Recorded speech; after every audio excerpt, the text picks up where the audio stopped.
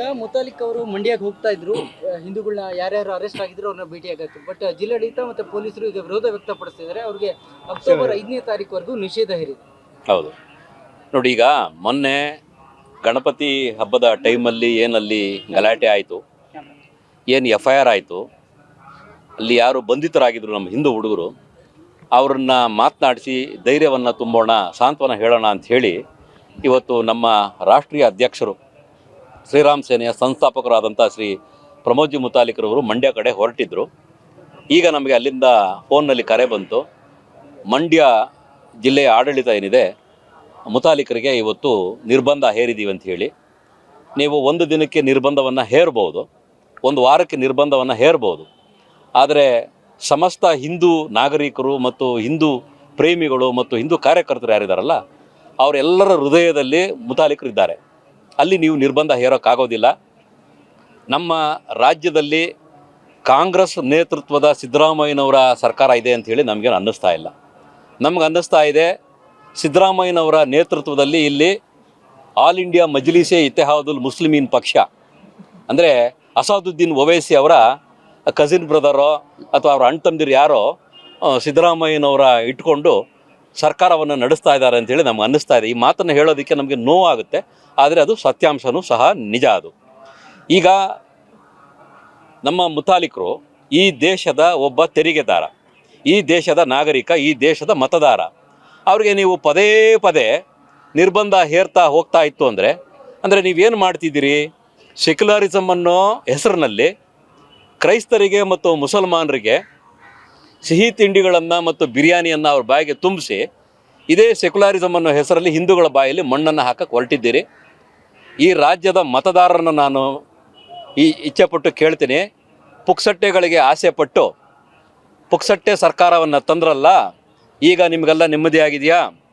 ದಾವಣಗೆರೆಯಲ್ಲಿ ಗಣಪತಿ ವಿಸರ್ಜನೆ ವೇಳೆ ಗಲಾಟೆ, ನಾಗಮಂಗಲದಲ್ಲಿ ಗಲಾಟೆ, ಬೇರೆ ಕಡೆ ಗಣಪತಿ ವಿಸರ್ಜನೆಗೆ ಮತ್ತು ಪ್ರೊಸೆಷನ್ಗೆ ಪರ್ಮಿಷನ್ ಇಲ್ಲ, ಪೊಲೀಸ್ನವರಿಗೆ ಅವರಿಗೆ ಕೆಲಸ ಮಾಡೋದಕ್ಕೆ ಅವ್ರಿಗೆ ಅಧಿಕಾರ ಇಲ್ಲ.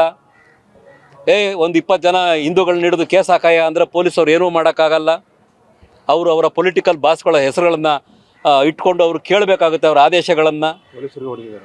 ಡಾಕ್ಟರ್ ಜಿ ಪರಮೇಶ್ವರ್ ಅವ್ರ ಬಗ್ಗೆ ನಮಗೆ ಭಾಳ ಗೌರವ ಇದೆ, ಆದರೆ ನಾಗಮಂಗಲದಲ್ಲಿ ಆದಂಥ ಘಟನೆಯನ್ನು ಭಾಳ ಸಣ್ಣ ಘಟನೆ ಅಂತ ಹೇಳಿದರು.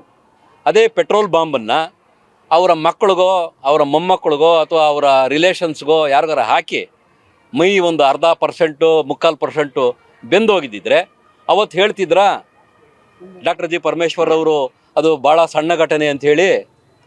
ನೋಡಿ ಸಿದ್ದರಾಮಯ್ಯನವರೇ, ನೀವು ಈ ರಾಜ್ಯದ ಮುಖ್ಯಮಂತ್ರಿ ಇದ್ದೀರಿ, ಪರಮೇಶ್ವರ್ ಅವರೇ ನೀವು ಈ ರಾಜ್ಯದ ಗೃಹ ಸಚಿವರಾಗಿದ್ದೀರಿ, ದಯವಿಟ್ಟು ಜವಾಬ್ದಾರಿಯಿಂದ ನಡ್ಕೊಳ್ಳಿ.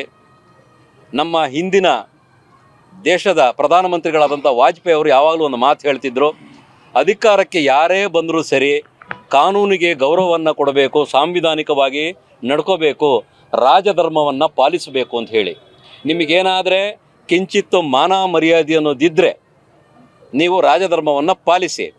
ಇನ್ನು ಮುಂದಕ್ಕೆ ಕರ್ನಾಟಕ ರಾಜ್ಯದಲ್ಲಿ ಯಾವುದೇ ಎಲೆಕ್ಷನ್ ಬರಲಿ, ಕಾಂಗ್ರೆಸ್ ಬಾವುಟನ ಹಿಡ್ಕೊಂಡು ಯಾರೇ ಬರಲಿ ನಮ್ಮ ಮನೆಗಳ ಬಾಗಿಲಿಗೆ ಹಿಗ್ಗಾಮಗ್ಗ ಹೊಡಿತೀವಿ. ಅವರಿಗೆ ಮನೆಯಲ್ಲಿ ಮೂಲೆಯಲ್ಲಿರುವ ಪರ್ಕೆಗಳಲ್ಲಿ ನಮ್ಮ ಕಾಲಲ್ಲಿರುವ ಚಪ್ಪಲಿಗಳನ್ನು ಸಗಣಿಯಲ್ಲಿ ಹಾಕಿ ಈ ಕಾಂಗ್ರೆಸ್ ಕಾರ್ಯಕರ್ತರು ನಾಯಕರು ಯಾರೇ ಆಗಲಿ ಹಿಂದೂಗಳ ಮನೆಗೆ ಓಟನ್ನು ಕೇಳಿಕೊಂಡು ಬಂದರೆ ಅದೇ ಚಪ್ಪಲಿಗಳಲ್ಲಿ ಹೊಡಿತೀವಿ.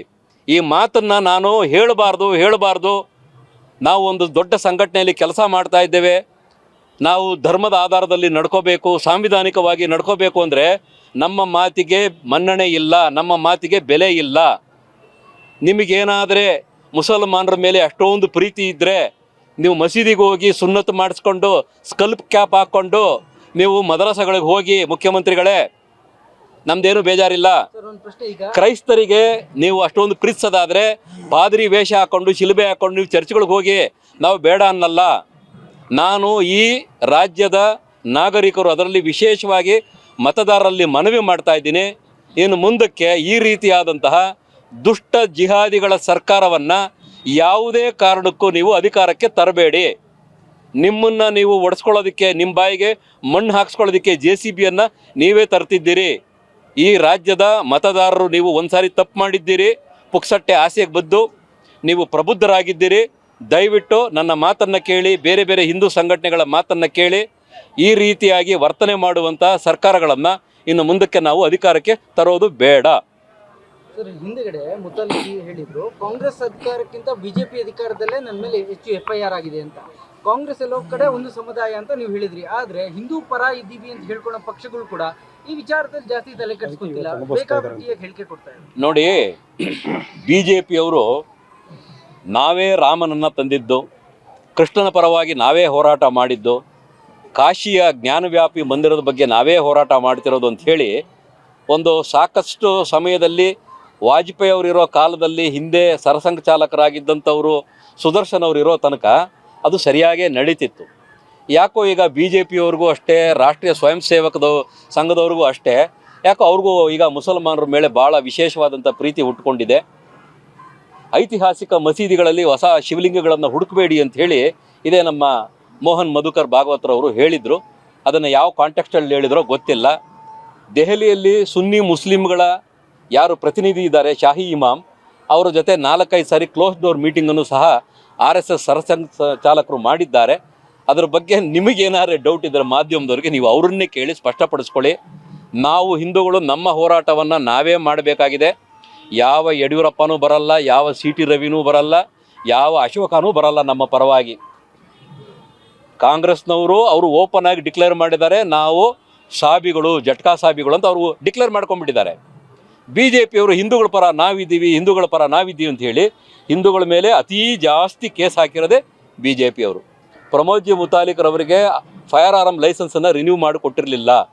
2 ಗನ್ ಮ್ಯಾನ್ ಇದ್ದಿದ್ದರಲ್ಲಿ 1 ಗನ್ ಮ್ಯಾನನ್ನು ಇದೇ BJPಯವರು ವಿತ್ಡ್ರಾ ಮಾಡಿದರು. ಆದ್ದರಿಂದ ನಾವು JDS ಆಗಲಿ, BJP ಆಗಲಿ ಅಥವಾ ಕಾಂಗ್ರೆಸ್ ಆಗಲಿ ಎಲ್ಲರಿಂದ ನಾವು ಸಮನಾದ ಅಂತರವನ್ನು ಕಾಯ್ಕೊಂಡಿದ್ದೇವೆ.